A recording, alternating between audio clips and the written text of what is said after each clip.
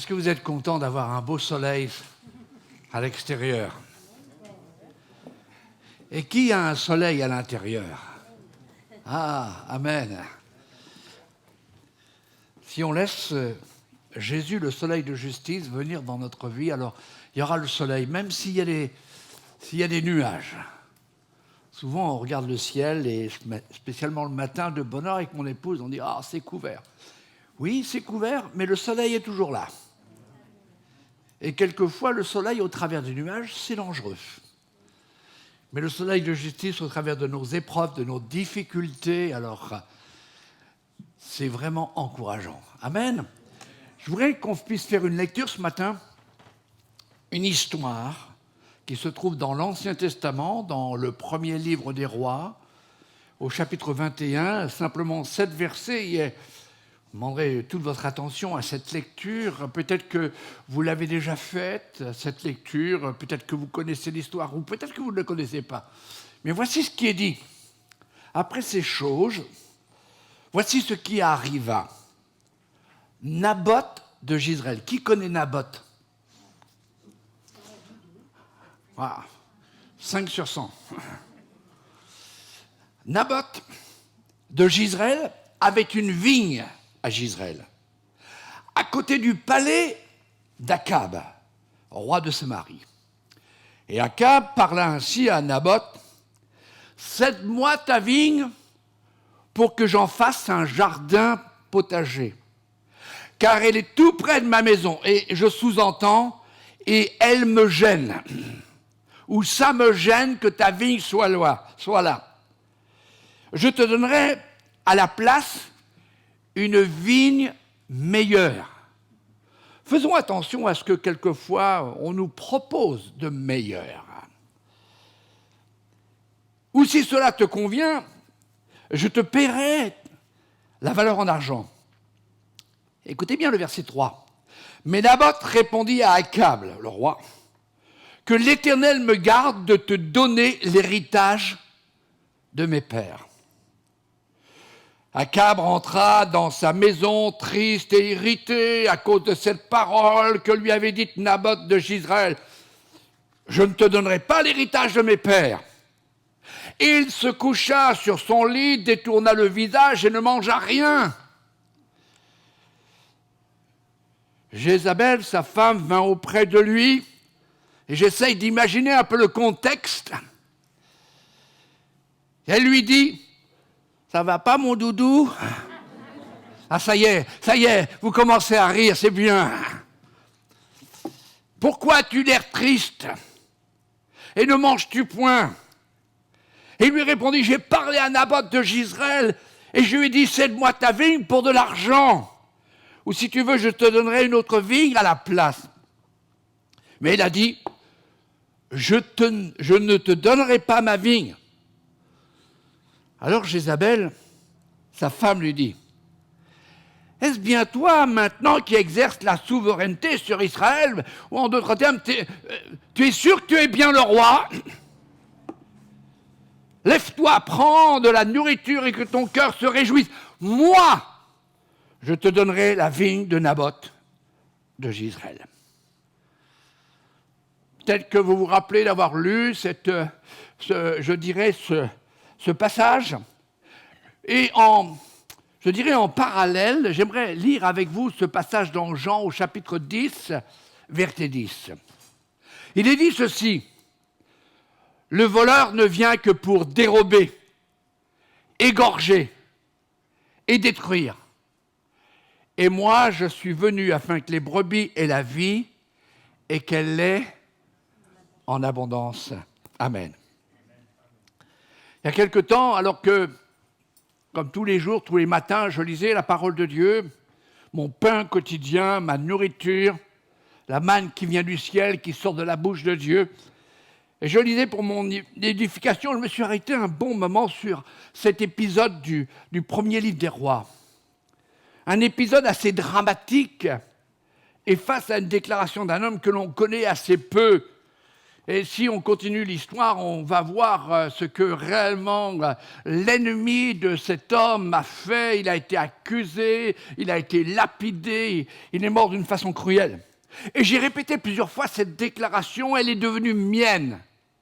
Tellement elle a pris de l'importance à mes yeux et à mon cœur. Nous trouvons cette déclaration au verset 3, on vous le redonne sur l'écran, que l'Éternel me garde de te donner l'héritage de mes pères. Et la question que je me suis posée, et certainement le Saint-Esprit m'y a inspiré, est-ce que nous protégeons notre héritage ?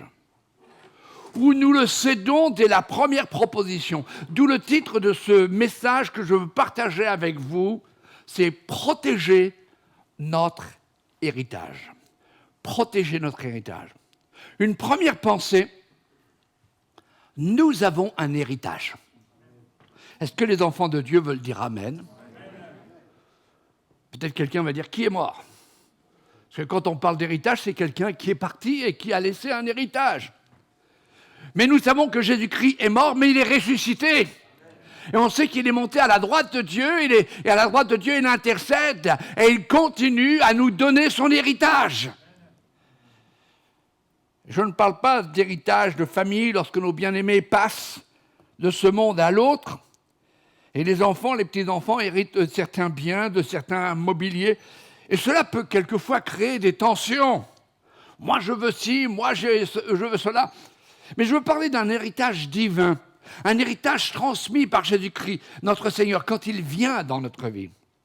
Cet héritage, nous devons le protéger. Cela fait partie de notre progression, de notre marche en avant, de notre patrimoine spirituel, des dons à faire valoir pour le royaume de Dieu. Et Dieu a donné chacun des dons. Et le don premier qu'il nous a donné, c'est Jésus. Et il faut que ce Jésus, nous puissions non pas le protéger, lui, il n'a pas besoin de protéger, mais protéger ce que Jésus a fait dans notre vie. La Bible dit qu'à la fin des temps, un grand nombre, la foi d'un grand nombre, se refroidira.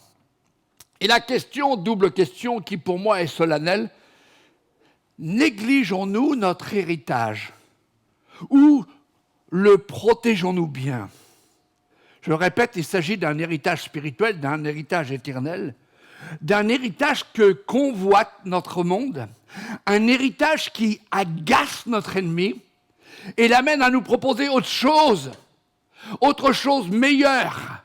Comme un peu dans le jardin d'Éden, Dieu avait dit non, vous pouvez manger de tous les arbres, tous les fruits de tous les arbres du jardin, c'est votre héritage. Mais il y a quelque chose que vous ne devez pas manger. Et le diable a fait miroiter que le fruit était bien meilleur, que s'ils ne tenaient pas compte de ce que Dieu dit, ils pourraient eux-mêmes devenir des dieux. Alors que Adam et Ève étaient déjà des dieux. Ils avaient la puissance, la connaissance de Dieu. Et dans notre histoire, l'héritage était une vigne. Et le roi la voulait pour en faire un potager. De plus, elle était un peu trop près de son jardin. J'aimerais vous dire ceci ce matin. Le diable, notre ennemi, est jaloux de ce que Dieu nous a donné. Allô ? Il y a des chrétiens dans la salle ce matin ?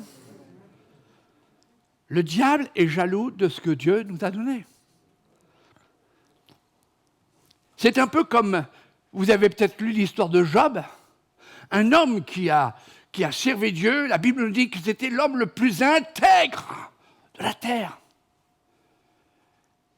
Et puis, voilà que Dieu est en réunion, peut-être un conseil d'administration céleste, et puis Satan vient et il lui parle de Job. As-tu vu mon Job, ce serviteur qui est fidèle ? Oui, mais il est fidèle parce que tu le sers, parce que tu le bénis, parce que tu le combles, parce que tu lui donnes toutes ces choses. Enlève-lui toutes ces choses. Et vous connaissez l'histoire. Dans le désir de ce roi, nous trouvons l'intention continuelle de notre ennemi de prendre ce que Dieu nous a donné, ce que Christ nous a transmis. Et le diable veut nous faire miroiter qu'il y a quelque chose de meilleur. On peut vivre religieusement sans vraiment être trop impliqué. Mais si on vit de cette façon, on ne pourra jamais progresser, on ne pourra jamais grandir. Le diable vient pour voler, pour égorger, pour diviser. C'est là son nom. Le nom du diable ou le nom de Satan veut dire diviseur, menteur, voleur. Est-ce que nous donnons accès à l'ennemi pour nous voler notre héritage? Acceptons-nous de lui vendre ou de lui céder, ou comme Naboth, nous sommes implacables. Et nous prenons soin de ce que Dieu nous a donné. Et en tant qu'enfants de Dieu, nous devons dire au diable, pas touche. Est-ce que vous voulez dire pas touche? Bon, vous êtes timide ce matin. Hein? On doit dire au diable, non, tu ne touches pas cela. Ça vient de Dieu. Permettez-moi de vous parler de votre héritage. Ça vous intéresse? De savoir ce que vous avez en banque céleste. Ça vous intéresse? De savoir le crédit illimité sans intérêt. De savoir l'argent sur lequel vous ne pouvez même pas, et vous ne devez rien donner au gouvernement. Maintenant, vous devez payer vos impôts. C'est important. Et ne jamais frauduler en tant que chrétien. Mais nous avons une richesse que le monde ne peut pas nous voler. Quel est notre héritage? Eh bien, tout d'abord, notre héritage, c'est la vie éternelle. Savez-vous que ça embête le diable, que nous ayons la vie éternelle? Alors, je vous dis tout de suite, la vie éternelle, ce n'est pas simplement quand vous fermez vos yeux, votre cœur s'arrête de battre et puis vous passez dans l'autre monde. Ce n'est pas ça. La vie éternelle, c'est déjà présent. La vie de Dieu en vous, ça l'agace. Cette vie de Dieu qui coule en nous, ce fleuve de vie qui coule jusque dans la vie éternelle, cette vie qui restaure, cette vie qui nous satisfait. On est sauvé de la perdition, on est sauvé du châtiment, parce que Christ sur la croix a payé notre dette. Waouh! Je n'ose pas poser la question, qu'est-ce qu'il y a encore des crédits à payer, mais imaginez que Christ vienne dire, ah, je paye ton crédit. Waouh! Vous n'allez pas dire, oh non Seigneur, fais pas ça. On est tellement radin qu'on dira, bah, attends, je vais en prendre d'autres, puis tu vas les payer aussi. Hein. La vie éternelle. Mon frère, ma soeur, est-ce que tu as la vie éternelle? J'ai la vie éternelle. Puis une deuxième chose, un héritage incroyable. C'est notre relation, notre communion avec Dieu. Notre relation avec Dieu, notre communion avec sa présence. Est-ce que l'ennemi vient nous la voler? Est-ce que ça vous est arrivé de... Vous n'êtes pas bien? Et ça, c'est une attaque perverse de l'ennemi. Et puis, vous ne vous sentez pas bien, vous vous sentez peut-être découragé, vous n'êtes pas bien physiquement. Puis le diable vient dans votre pensée. Vous savez, le petit diable, là, avec sa fourche, là. Puis à côté, vous avez un petit ange. Et il vient. Tu sais que tu n'en as plus pour longtemps. Tu sais que bientôt, tu vas clamser. Et puis, vous commencez à murmurer. Ah, mais c'est vrai, ah, mais c'est vrai. Mais dès que vous dites, ah Seigneur, je suis dans tes mains, et vous vous rappelez la promesse de Dieu qui est un héritage extraordinaire, nul ne vous enlèvera de ma main. Est-ce que tu es dans la main de Dieu? Et si on est dans la main de Dieu, on a une communion. Quand nous traversons, nous promenons, nous traversons les routes avec mes petits-enfants, je n'ai pas besoin, tout de suite, ils me donnent la main. Il y a une communion. Mais dans cette communion, il y a une protection. Est-ce que ce matin, vous avez saisi la main de Dieu?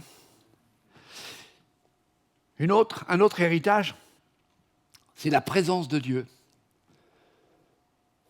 Combien le diable veut nous faire sentir que Dieu est lointain, que Dieu est insensible à votre vie, à vos problèmes. De savoir que Dieu est avec nous est un héritage que ceux qui ne connaissent pas Dieu n'ont pas. C'est une assurance éternelle. Est-ce qu'il n'est pas écrit dans la parole de Dieu « Je suis avec vous tous les jours » ? Est-ce que Dieu n'a pas fait cette promesse « Je ne vous délaisserai point, je ne vous abandonnerai pas » ? Alors que, quelquefois, nos meilleurs amis nous tournent le dos. Nous vivons dans cette présence, et dans cette présence découlent encore beaucoup d'autres richesses, des bienfaits indispensables à notre vie. Et de plus, il nous a donné un nom qui est au-dessus de tout nom, dans lequel réside toute la puissance de Dieu. Et au nom de Jésus, tout genou fléchit dans les cieux et sur la terre. Et quand tu prononces le nom de Jésus, l'enfer tremble. L'ennemi est obligé de reculer. Quel héritage, le nom de Jésus! Et dans le nom de Jésus, il y a réellement la présence de Dieu. Allez, encore un autre héritage. Vous allez ressortir avec vos valises pleines, vous allez repartir chargés comme un mulet. Mais tellement heureux. La joie, ce n'est pas un héritage? Notre joie. La joie d'être un enfant de Dieu. La joie de savoir que notre nom est inscrit dans le livre de vie. La joie de savoir qu'en Christ, Dieu nous a tout donné. Et est-ce que les circonstances viennent assombrir notre joie, la tristesse? Est-ce que la déprime, le découragement viennent enlever notre joie? La joie de se savoir aimer. Est-ce que vous réalisez cet héritage? Tourne-toi vers ton voisin, ta voisine, ta femme, ton époux. S'il dort, tu le pinces pour qu'il se réveille et dis-lui, tu sais que Dieu t'aime. Et puis si c'est ton mari, tu dis, tu sais que je suis obligé de t'aimer maintenant.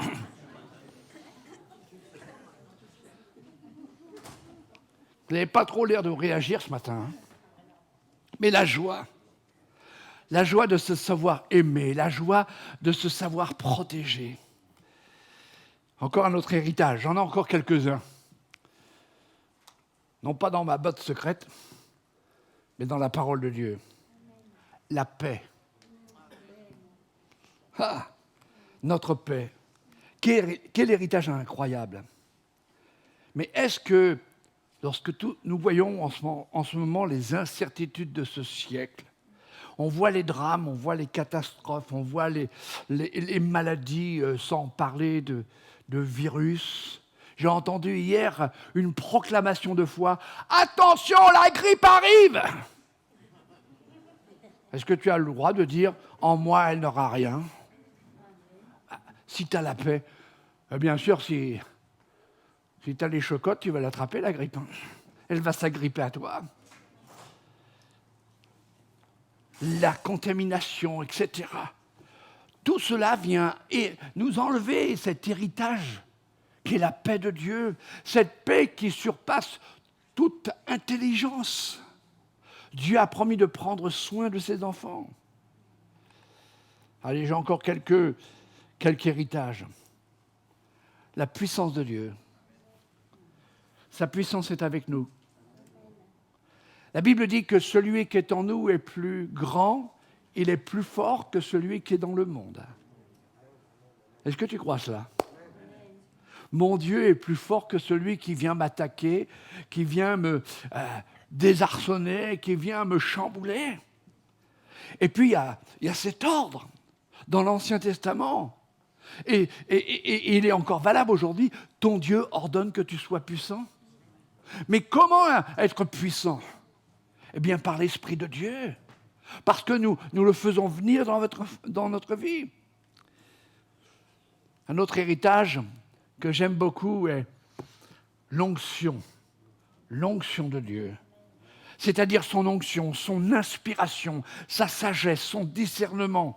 Le Saint-Esprit qui prend de ce qui est à Jésus et nous l'annonce et puis nous le transmet, ça fait partie de notre héritage. L'onction qui fait transpirer et révéler l'existence de Dieu en nous. Tu as beau dire je suis chrétien, mais il faut que ça se voie, il faut que ça s'entende et il faut que ça se sente.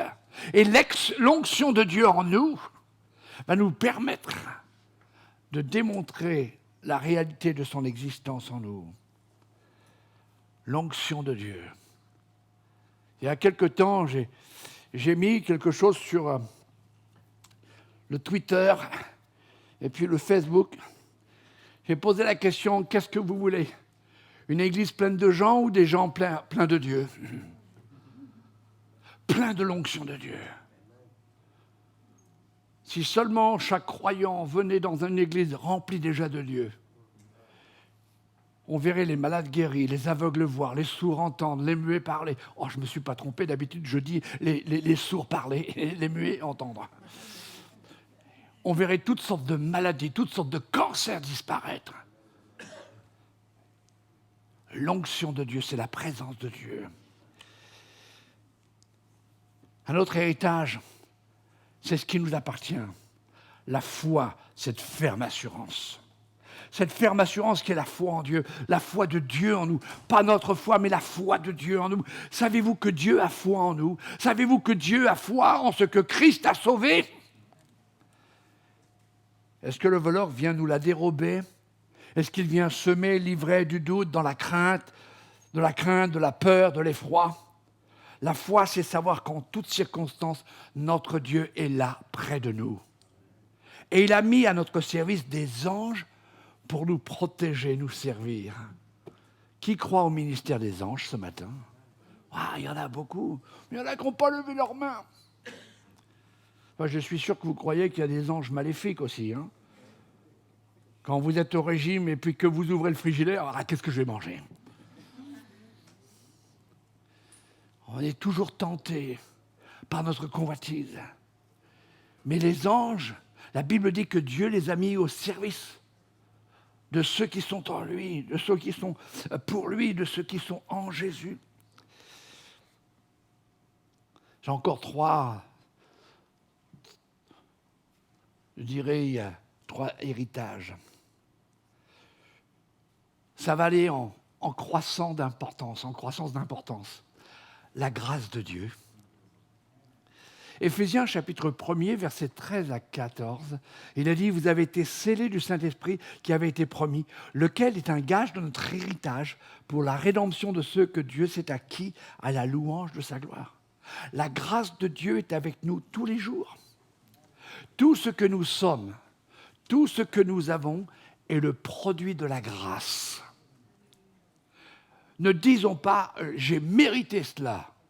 Non, c'est au travers des mérites de Christ que la grâce se manifeste dans notre vie. Et ne prenons pas la grâce de Dieu en vain. Éphésiens chapitre 2, versets 6 à 7 nous dit ceci. Il nous a ressuscités ensemble, il nous a fait asseoir ensemble dans les lieux célestes en Jésus-Christ, afin de montrer dans les cieux, dans les siècles à venir, l'infinie richesse de sa grâce. Est-ce que dans ta vie, on est révélé l'infinie richesse de sa grâce? Est-ce que tu es une personne qui révèle la grâce de Dieu? J'ai simplement dit la grâce de Dieu. Est-ce que tu es une personne gracieuse? Est-ce que quand on te parle, c'est la grâce de Dieu? Et quand on t'attaque, c'est toujours la grâce de Dieu. Quand on t'insulte, c'est la grâce de Dieu. C'est-à-dire l'amour de Dieu, le pardon de Dieu. Ça fait partie de l'héritage. Afin de montrer dans les siècles à venir l'infinie richesse de sa grâce par sa bonté envers nous en Jésus-Christ. Et je monte en puissance. Enfin, c'est le message qui monte en puissance. Un héritage extraordinaire, l'Église locale. Je suis content, vous dites amen. Je n'ai pas dit l'Église des pasteurs joutés, mais l'Église de Jésus. L'Église locale, la famille de Dieu, c'est un héritage extraordinaire. Et il faut en prendre soin. Il faut protéger nos frères et nos sœurs. Pourquoi? Parce que le diable vient pour mettre la zizanie. Je pense pas comme toi. Je vois pas comme toi. Mais est-ce que tu vois comme Jésus? Ce serait peut-être mieux. Va chez l'opticien divin et il va te donner des binocles extraordinaires. Tu vas pouvoir voir ce que Dieu voit. La communion fraternelle, combien sont nombreux ceux qui abandonnent cet héritage par des influences externes. Parce que dans cet héritage, il y a notre force. Nous sommes le corps de Christ, les membres unis les uns les autres. Je crois que pasteur Mathias a prêché là-dessus. Quel merveilleux héritage d'appartenir à cette grande famille où Christ est roi, où Christ est le chef. Est-ce que quelquefois nous laissons l'ennemi nous éloigner de cet héritage, de cette communion fraternelle? Je rappelle, n'oublions pas que le voleur vient pour diviser afin de mieux régner. Nous éloigner de cette communion fraternelle. Et cette communion fraternelle, dans notre église locale, se manifeste aussi par les groupes de maison, par les petits groupes, par les rencontres de prière, par un culte d'adoration et de célébration. Parce que nous sommes unis à Christ, Et si nous sommes unis à Christ, nous sommes unis avec nos frères et nos sœurs. Moi, je rends grâce parce que vous n'avez pas le même caractère que moi. Parce que ça ferait friction et on ferait un barbecue. Mais chacun, nous avons un caractère. Mais chacun, nous avons tous la même nature de Dieu en nous, qui veut nous changer, qui veut nous faire progresser. L'unité n'est pas une uniformité, mais tous ensemble, malgré nos différences, nous sommes l'Église de Christ. Protéger notre héritage, c'est ne plus s'isoler. C'est ne pas suivre Jésus de loin ou par correspondance ou uniquement par visio. Et ceux qui regardent ce culte retransmis sur les réseaux, parce que vous ne pouvez pas venir. Mais dès que vous pouvez venir, j'allais dire ramenez-vous, on se ramène. Mais venez dans la communion fraternelle. Pourquoi est-ce que tu es venu ce matin? Ça ne fait pas partie de mon message, mais le Saint-Esprit me demande de vous poser la question. Alors si tu réponds, je suis venu pour être béni, tu as tout faux. Ce matin, dans mon temps de prière, j'ai dit, Seigneur, je veux être une bénédiction pour tous mes frères, toutes mes sœurs. Le fait que j'ai donné un coup de poing, j'aime pas le coup de poing, moi. Mais le fait d'être là, si tu es là pour bénir ton frère, pour encourager ton frère, pour encourager ta sœur, pour encourager celui qui semble isolé, tu es dans la mission de Dieu. Tu es un héritage de Dieu pour les autres, une bénédiction de Dieu. Je vais terminer par cet héritage extraordinaire. Notre citoyenneté au ciel. L'héritage céleste, c'est que nous serons accueillis dans les portes d'or pour le festin de l'agneau. Éphésiens 2,19 nous dit « Vous n'êtes plus des étrangers ni des gens du dehors, mais vous êtes concitoyens des saints, gens de la maison de Dieu. » Est-ce que tu as cette citoyenneté de Dieu? Citoyenneté du ciel. Ou est-ce qu'avant d'être citoyen du ciel, tu es cocorico, français, bleu, blanc, rouge? Moi, je suis citoyen du ciel. Je suis fier d'appartenir à Jésus. Je suis fier de parler que Christ a pris tous mes péchés sur la croix. Il m'a libéré. Ma dernière pensée est celle-ci. Comment protéger notre héritage? Eh bien, en refusant de céder à Satan. En lui disant non, comme tout à l'heure, touche pas. En ne compromettant pas notre fidélité à celui qui s'appelle fidèle. En faisant rager notre ennemi. Le diable est fou de rage quand on lui tient tête. Et qu'on ne cède pas pour un plaisir passager ce que Dieu nous a donné pour l'éternité. Dieu ne se repent pas des dons qu'il fait aux hommes, mais lorsque ceux-ci chutent par négligence, il les amène à se relever. Simplement, vous livrez quelques exemples, très courtement, d'exemples de personnages dans les Écritures.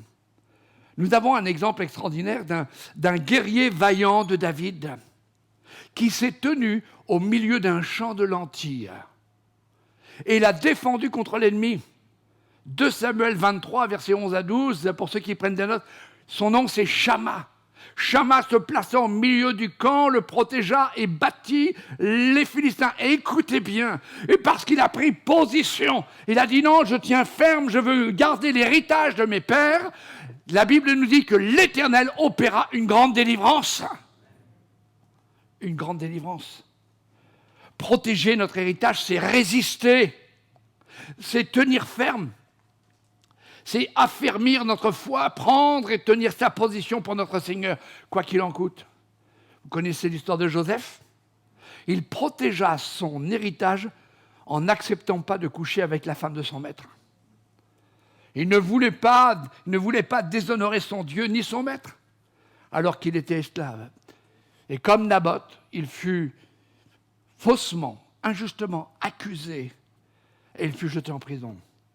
Mais parce qu'il avait protégé son héritage, sa communion avec Dieu, sa pureté de cœur, Il fut récompensé par la réalisation de ses rêves. Et il fut le premier ministre de l'Égypte, un esclave. Et puis, dernier exemple, vous connaissez Daniel? Et dernièrement, je parlais avec ma petite fille, l'aînée. Je lui ai parlé, alors qu'est-ce qu'on vous a parlé de chez les Radoc? Ah, dit, c'était intéressant. Tata nous a parlé de Daniel et ses 3 potes. Ouah, nouvelle version, parole vivante. Ça m'a plu, ça. Vous connaissez l'histoire de Daniel et ses 3 potes? Ça m'a plu. C'est sorti d'un seul jet. Ils n'ont pas voulu vendre leur appartenance à Dieu et se conformer à l'idolâtrie de Dieu. L'idolâtrie. Et Dieu les a délivrés et a permis qu'ils obtiennent une position élevée à Babylone. Mon frère, ma sœur, c'est la conclusion. Où en es-tu de la protection de ton héritage? Ta communion avec Dieu, ta joie, ta paix, ton onction, la puissance de Dieu dans ta vie, ton influence sur ta famille, ta foi. Le diable veut que tu lâches tout cela, que tu abandonnes. Il va te faire miroiter des choses encore bien meilleures. Il va te dire, profite de la vie maintenant, mais tu ne sais pas si demain tu vivras. Il est temps de réorganiser nos priorités en protégeant notre héritage. Protéger notre héritage, c'est faire reculer l'ennemi et avancer, progresser encore et toujours. Ne faisons pas comme le frère de Jacob, Ésaü, qui vendit son droit d'aînesse pour un plat de lentilles, parce qu'il avait faim. Ne vendons pas notre héritage spirituel parce que quelquefois nous avons faim des choses terrestres. Et quelquefois nous buvons à des citernes crevassées qui ne retiennent pas l'eau et qui ne désaltèrent pas. Mon frère, ma sœur, dernier mot que j'aimerais te dire, c'est protège. Protège ta relation avec Dieu, le temps avec la parole de Dieu, la communion fraternelle, l'onction que Dieu a mis en toi. Protège les dons qu'il t'a donnés. Protège ta foi, protège ta paix et amène la richesse de Dieu partout où tu vas, partout où Dieu t'amène. Il est dit, c'est Paul qui le dit, que le Dieu de notre Seigneur Jésus-Christ, le Père de gloire, vous donne un esprit de sagesse et de révélation dans sa connaissance, qu'il illumine les yeux de votre cœur, pour que vous sachiez quelle est l'espérance qui s'attache à son appel. Écoutez bien, quelle est la richesse de gloire de son héritage. Je prie vraiment le Seigneur que ce matin, Dieu ait parlé à chacun comme moi il m'a parlé. Si dans ta vie ou si autour de toi tout va de travers, pose-toi la question. Est-ce que je protège mon héritage? Est-ce que je protège la présence de Dieu en moi? Ma relation avec lui? Ma relation avec mes frères et mes sœurs? Est-ce que je protège cette grâce qui m'environne chaque jour? Est-ce qu'on peut fermer nos yeux pendant quelques instants ou simplement courber nos fronts dans un temps de recueillement? Prenons simplement quelques secondes. Mettons-nous devant Dieu. Ce que nous aurons protégé et fait valoir au niveau de nos dons, au lieu de les mettre en terre, eh bien, un jour Dieu nous recevra et doublera ce que nous avons reçu. Mes frères et sœurs, le monde a besoin de voir la réalité de l'existence de Dieu dans chacune de nos vies. Et ce n'est pas en martelant de coups de marteau la parole de Dieu à ceux qui ne veulent rien entendre, mais c'est simplement en étant la révélation de l'existence de Dieu dans notre vie. Nous protégeons la présence de Dieu dans notre vie. Nous la gardons, nous la soignons. Et nous voulons qu'elle grandisse de plus en plus. Seigneur, je te remercie pour ce message, peut-être qui peut paraître simple, mais combien tu m'as parlé en écrivant ce message, en méditant ce message, et combien dans notre Église nous voulons progresser, mais progresser aussi en protégeant l'héritage, les richesses de ta gloire, que tu déverses chaque jour, chaque matin dans notre vie. Et on veut te dire, à ton nom soit seule la gloire, Jésus. À ton nom soit seule la gloire, à ton nom l'honneur, la puissance, notre reconnaissance, parce que tu as fait de nous les gens les plus riches de ce monde, les richesses du ciel. Merci Seigneur pour tes bienfaits ce matin. Et tout le peuple de Dieu dit Amen.